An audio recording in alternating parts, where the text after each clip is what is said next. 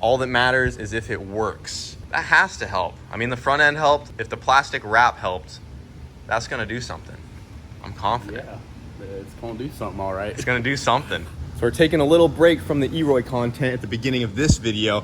We'll get back to that in just a second, but we've actually been getting some work done on the twin turbo J-Swap Subaru over here. For those of you that are fresh to the channel from following along that thing, this is a twin turbo Honda J-Series all-wheel drive Subaru that we've been building on the side. This setup came out of one of our other cars. Pretty much just putting this thing together just to have some fun. There's really no dedicated plan for this car, just kind of a hoopty that we can have some fun with. So we've been building this one on the side. Yeah, go crash, blow up. Yeah, who knows what it's gonna do. But Wyatt's been getting the wiring knocked out on this thing. Yeah, it's getting pretty close. There's still some stuff that's just laying in here. I'm waiting on the battery tray to show up so that we can finalize everything, but for the most part, wiring is good to go. So if you look down in there, we've got a fuse block there in the corner that's all custom wired. Goes over to our Amazon special switch pad there. Amazon special with 3 labels on there. Yeah. What do we got on there? Main, master, intercooler, and lights. Yep. Nice. And engine start. So that's all we need there. Got the ECU mounted in this thing. Intercooler pump all ran, hooked up. So we're literally just waiting to finish the 2 main battery cables, put the battery in it, and then we are all good to go on, on the wiring side of it. Still got some mechanical stuff to do, but that'll be done. So that's one big project out of the way. Nice. Yeah, and we also got the water box out of the 240 all plumbed up. That's feeding our intercooler right here underneath the plenum. And I think in the last video about this thing, we left off getting this little front end bent up and getting a new bumper on there to kind of fit up. And we've done a couple more things since that last video. We got a Speed Factory radiator mounted up here. I was gonna do like a normal half size one, but it just wasn't gonna fit too well. So this is a little bit of a nicer radiator than I wanted to throw on this thing, but yeah, it just fit too good. On a pig, but it'll work really well. Yeah, really nice radiator. So we just went ahead and threw that on there. We got our turbo oil feed lines going to both turbos. We had to redo some of that. Yeah, we got to show them why it's little coolant deal back here. So on the 240, we had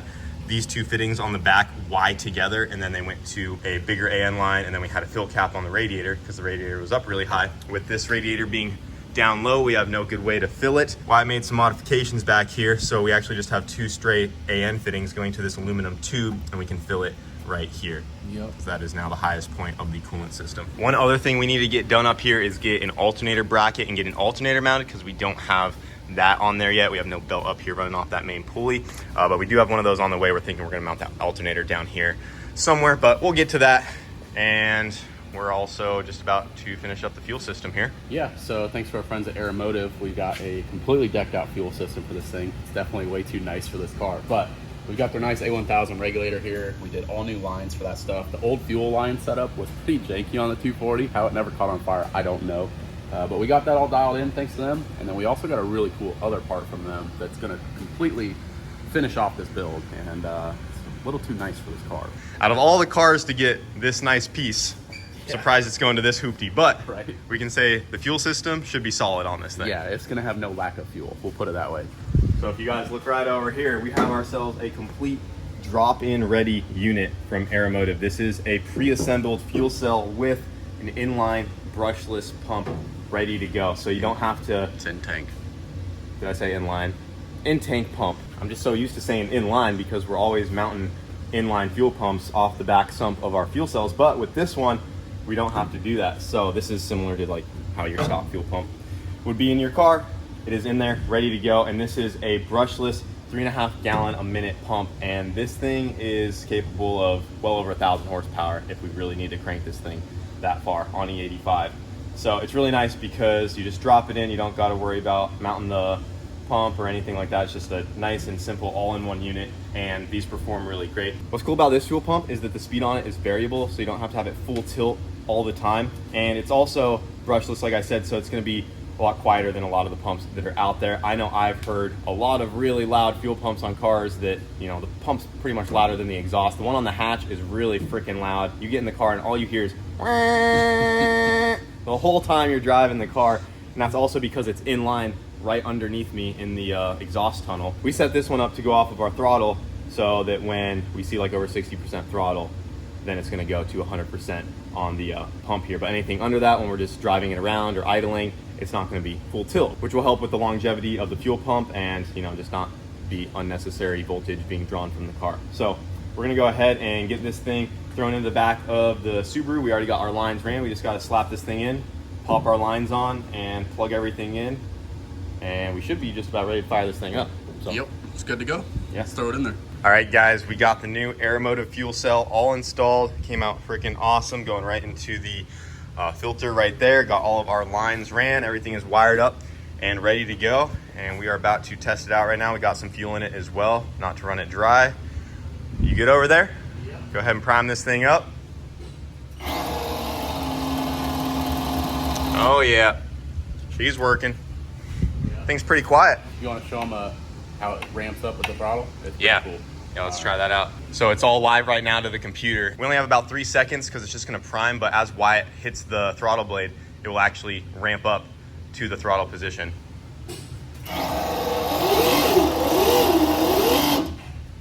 That's pretty cool. Yeah, that's pretty sweet. Here, do it again. Just oscillate it pretty good. Right. Yeah, you can hear it. It's working. That thing freaking ramps up pretty sweet. So I think that'll work really good. Yeah. Pretty nice. It's nice that it's all built in. It doesn't have no external controller or anything too. So Hell yeah. yeah. Well, should be ready to fire. You want to give it a shot? yeah, see if this thing fires up. Yeah. We already know it runs, but it's a lot more complete now. Yeah. Now it's not 17 different cables running everywhere. Motors mounted, not Yeah. just dangling around. Right. Not sitting in there. So yeah, we can go ahead and fire it up. It should start pretty easily. See if old Witt's wiring did the job. Right. You want to work the throttle and I'll crank it. Yeah. Ready? Has oil, everything. We are good to go. Oh, she fired right up.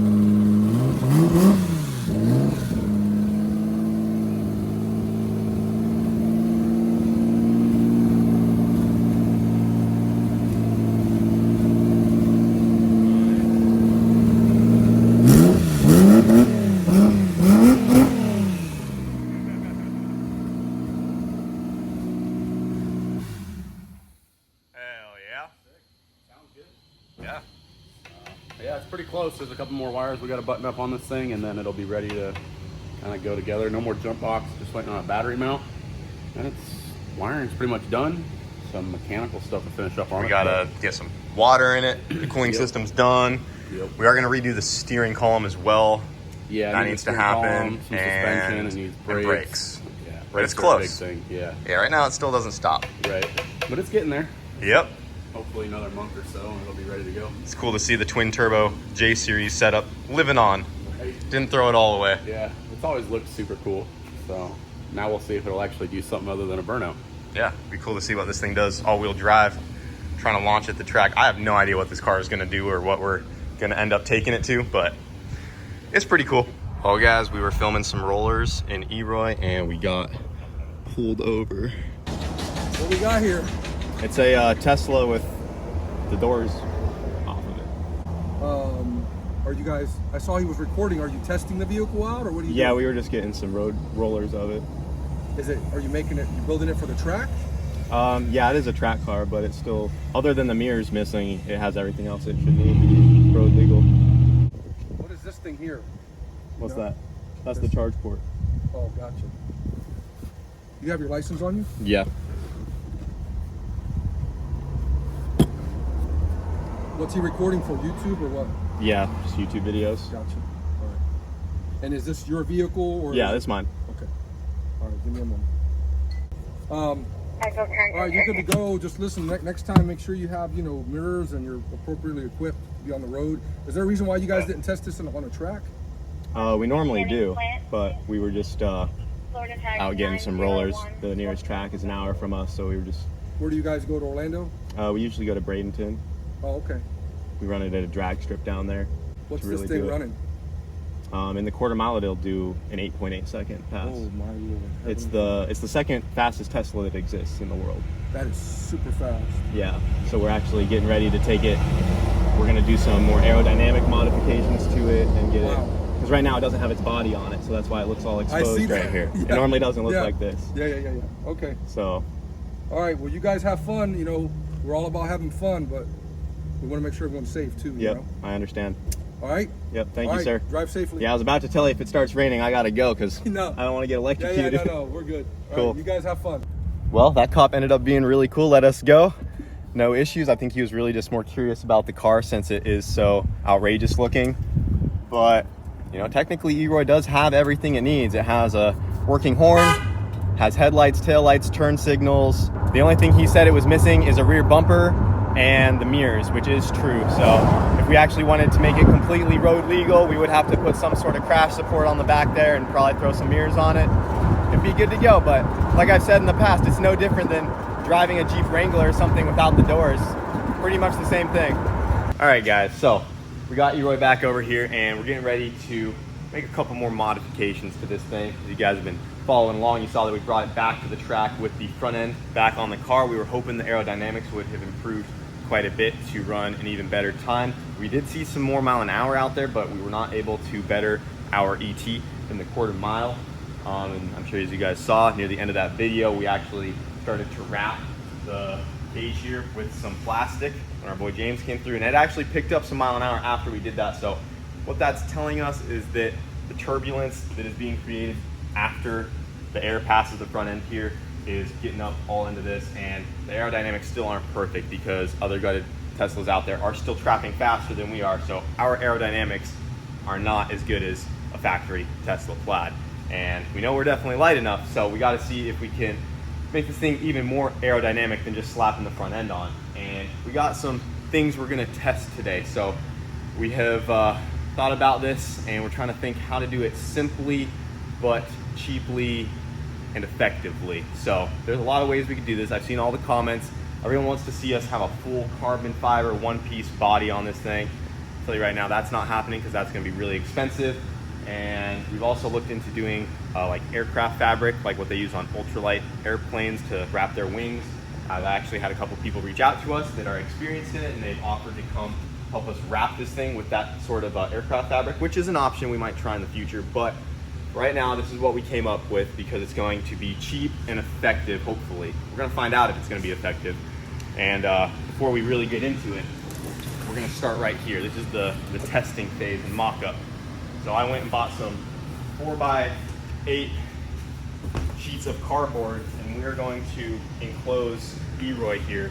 We are going to take these, we're going to cut them into sections, and we're going to try to cover each whole side and the roof all the way back. And our plan is to then convert the cardboard into thin sheet metal aluminum. I calculated it out. We should only need about 20 pounds, maybe 25 pounds of about 1 millimeter thick aluminum, and we can wrap the whole thing almost like an airplane. We'll freaking rivet it on, and we're gonna see if that helps us improve our aero. But for right now, we're just in the testing phase, and we're going to do a mock-up with the cardboard to see if it's gonna even look all right or be feasible, or how we're gonna do all this. So yeah, I guess we're gonna start cutting some cardboard and stick it on there, and if it looks like it's gonna work, we'll go into the aluminum version and go from there. All right, Wyatt, slap them on there. Do it. Dang, dude. Looking great, brother. Old faithful, that ain't going nowhere. Dude, that air is gonna roll right off that thing. Let's get the other sides done.